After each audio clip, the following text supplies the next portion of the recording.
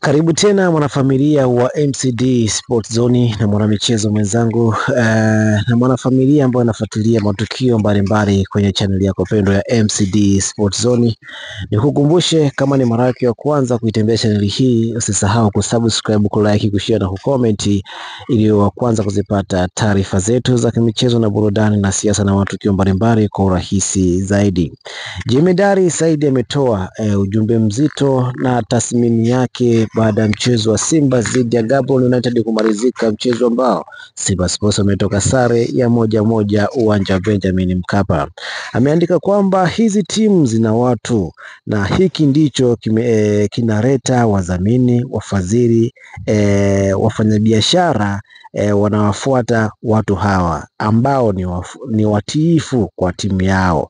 Wanajua hawa ndio biashara ilipo. Biashara nzuri ni kuwa na uhakika wa soko. Soko ni watu, watu wa hizi timu, watu wa hizi klabu, uhakika wa kuwepo hapo maisha yote ni 100%. Furaha ya hawa watu soko. Timu ikifanya vizuri mashindano ya ndani na kimataifa, imagine hawa wametoka sare wanashangilia, wametoka sare wakishikilia kende mpaka zimekuwa nyekundu, lakini wako na happy muda huu.